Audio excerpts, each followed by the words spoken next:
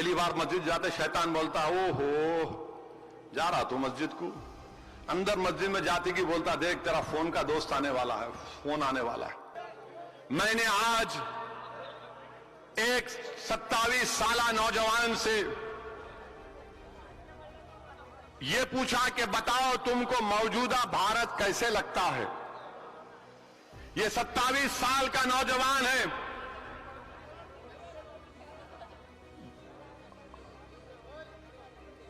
वकील है, बेहतरीन यूनिवर्सिटी के से डिग्री हासिल की।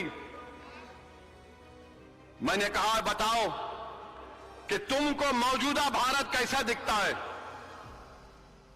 तो उस नौजवान ने मुझे कहा कि असद साहब मैं बात तो नहीं करूंगा, मैं लिख के भी जाता हूं आपको।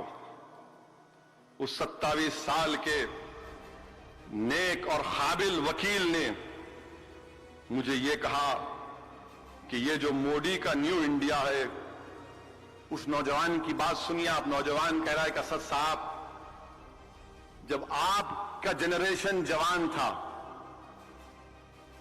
तो जब आप लोगों में एक फिक्र थी, एक परेशानी थी कि आप कल कैसा होगा, मुस्तकबिल कैसा होगा। बाबरी मस्जिद की डिमोलिशन, उसके हालात देखिए आप, बंबई के फसादात आपका जनरेशन देखा, 90 के फसादात हम हैदराबाद के देखे। तो नौजवान 27 साल का कहता है कि आज हम वैसा ही महसूस कर रहे हैं। आप सोचो आप, मैं तो ये समझा था कि वो दौर नहीं आएगा, मगर ये नौजवान कह रहा है, आज वो कह रहा है कि हम मजबूरन वही सवाल ये पूछ रहे हैं अपने आप से कि जो हमारे दादा ने खौफ और दहशत में जिंदगी गुजारी, जो हमारे बाप ने खौफ और दहशत में जिंदगी गुजारी, आज हम जैसे नौजवानों को भी खौफ और दहशत में जिंदगी गुजारना पड़ रहा है कि कहीं हम पर झूठा केस ना बुक हो जाए, कहीं हमारी दुकान पर हमला ना हो जाए, कहीं मॉब आकर हमको लिंच ना कर दे। सुनो बीजेपी वालों, सुनो देश के प्रधानमंत्री, एक नौजवान ये कह रहा है और वो कहता है कि मुझे डिसअपॉइंटमेंट है, मुझ में मायूसी आ रही है, मैं बेबस महसूस करता हूं अपने आप को।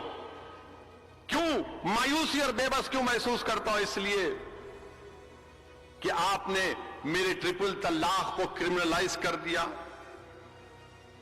अगर कोई मजहब तब्दील करेगा तो आपने क्रिमिनलाइज कर दिया उसको, और CAA बैकडोर से आप करना चाहते हैं। अगर मैं एहतजाज करूंगा तो आप मुझ पे UAPA लगाएंगे, NSA लगाएंगे, सिर्फ शक की बुनियाद पर। अगर मैं एक जर्नलिस्ट का ड्राइवर हूं, वो जर्नलिस्ट जा रहा था दिल्ली से हाथरस को, ड्राइवर है टैक्सी का, तो उसको भी जेल में डाल दिया, ये नौजवान कहता है।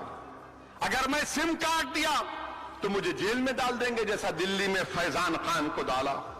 वो नौजवान कहता है कि गुड़गांव में मस्जिद नहीं है, हम गवर्नमेंट से इजाजत लेकर हर जुम्मे को सिर्फ 20 मिनट के लिए जुम्मे की नमाज पढ़ते हैं, तो फिरका परस्त लोग, हमारी नमाज होते रहती है, हमारे सामने बाजा बजाते हैं, गालियां देते हैं, पुलिस खड़ी रहती है, और हम 10-20 मिनट के लिए भी नमाज नहीं पढ़ सकते। वो नौजवान कहता है कि अगर हम जिंदा बच जाएंगे तो मुझे डर रहता है असद साहब कि कहीं मेरा एनकाउंटर ना हो जाए, जैसा उत्तर प्रदेश में सबसे ज्यादा 37% गोली लगने वाले मुसलमान। वो नौजवान ये भी कहता है कि जिस तरह आसाम में मोइनुल हक, कौन था मालूम आपको आसाम में? मोइनुल हक भारत का शहरी था, वो लकड़ी लेकर एहतजाज कर रहा था अपनी जमीन की, तो गोली मार दी गई। जब एक मुसलमान की लाश जमीन पर पड़ी थी तो एक बहादुर फोटोग्राफर उस लाश के ऊपर कूदता है, जूते मारता है। बताइए आप, ये नौजवान कह रहा है। ये नौजवान ये भी कहता है कि असद साहब मैं कब तक ये बताऊं कि मैं बाबर के औलाद नहीं हूं, मैं कब तक ये बताऊं कि मैं औरंगजेब से मेरा ताल्लुक नहीं है, मैं कब तक बताऊं कि मैंने जिना के पैगाम को ठुकराया था मेरे दादा ने, मैं कब तक ये बताऊं कि तालिबान से मेरा कोई ताल्लुक नहीं है। یہ نوجوان کہہ رہا ہے کہ ریڈیکلائزیشن مسلمانوں میں نہیں ہے، ریڈیکلائزیشن تو سنگ کی طاقتوں کی وجہ سے دوسروں میں ریڈیکلائزیشن ہو رہا ہے۔ یہ نوجوان یہ کہہ رہا ہے کہ بیلگام میں ارباز کو وہ کسی غیر مسلم لڑکی سے اس کا عشق تھا، تو اس بچی کے رشتہ داروں نے کسی کو کانٹیکٹ کیا اور ارباز کی گردن کاٹ کر ٹرین کے پٹری پر ڈال دی۔ وہ نوجوان کہہ رہا ہے اسد صاحب کب تک یہ نظاروں کو ہم دیکھیں گے؟ یہ نوجوان کہہ رہا ہے کہ کب تک ہم سے سوالات کیے جائیں گے؟ وہ نوجوان کہہ رہا ہے کہ مجھے ڈر ہوتا ہے کہ کبھی میرا گھر نہ جلا دے۔ وہ نوجوان یہ کہتا ہے کہ ہر کمیونٹی بھارت میں پروگریس کری ہے، ترقی کری ہے، اور ہم مسلمان رک گئے ہیں۔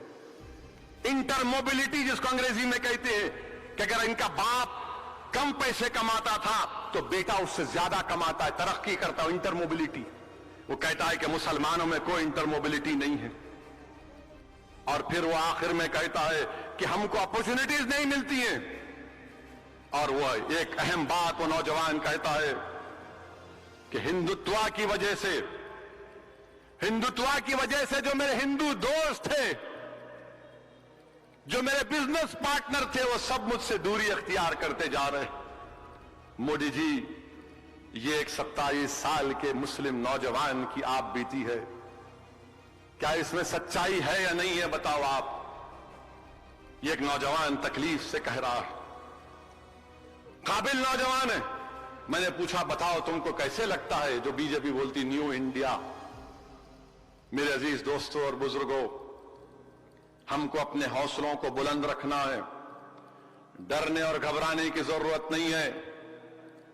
یہ ایک ہی زندگی ہے، خوب اچھی طریقے سے گزارو، مست ہو کر گزارو، عزت سے گزارو، خوب سجدوں میں اپنے سر کو جھکاؤ، راتوں میں اٹھو، غریبوں کی مدد کرو، مظلوموں کی مدد کرو، اور کچھ بھی نہیں کر سکتے تو اللہ سے ہاتھ اٹھا کر بھیک مانگو، اللہ تو مجھے اتنا نہیں دیا، میں تجھ سے بھیک مانگ رہا ہوں، اس کی مدد کرو، سہارا بنو غریبوں کا، مظلوموں کا۔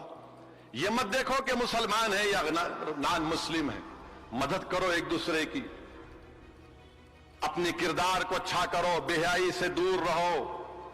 نوجوانوں، تم مسلمانوں کے مستقبل ہو، تم بھارت کے مستقبل ہو۔ You are the future of this country. You are the future of the Muslim community. تم نہیں گر سکتے، تم کو اٹھنا ہے، تم کو اٹھنا ہے، کیونکہ کل تمہارے کھنڈوں پر یہ قوم اور ملت کی ذمہ داری تم پر آنے والی ہے۔ تم کو اپنے حوصلوں کو بلند رکھنا ہے، مایوسی کو قریب آنے نہیں دینا ہے، مایوسی کو قریب آنے نہیں دینا۔ اگر کل یہ معلوم بھی ہو جائے کہ اسد الدین اویسی کو کسی نے مار دیا یا کچھ بھی کر دیا، تب بھی تم کو اللہ اس کے رسول کا واسطہ اپنے حوصلوں کو بلند رکھنا، حوصلوں کو بلند رکھنا۔ انسان آیا ہے تو جانے کے لیے آیا ہے، مگر جب تک ہم زندہ رہیں گے اپنی ماؤں کو شرمندہ نہیں کریں گے، ہم اپنے بزرگوں کو شرمندہ نہیں کریں گے۔ زندہ رہیں گے تو غازیوں کی طرح رہیں گے، اور مریں گے تو شہیدوں کی طرح موت ہوگی انشاءاللہ تعالی۔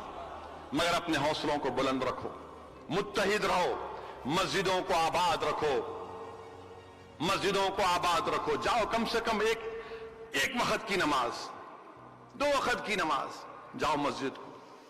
پہلے جیسا مسجد میں جاتے آپ، ہمارے شیخ ہیں بہت بڑے، آپ پہلی بار مسجد جاتے شیطان بولتا او ہو جا رہا تو مسجد کو، اندر مسجد میں جاتے کی بولتا دیکھ تیرا فون کا دوست آنے والا ہے، فون آنے والا ہے۔ تو ایک وقت جاؤ، ایک فرض نماز پڑھو، سلولی نفس کو سمجھانا پڑتا، مگر مسجدوں کو آباد رکھو۔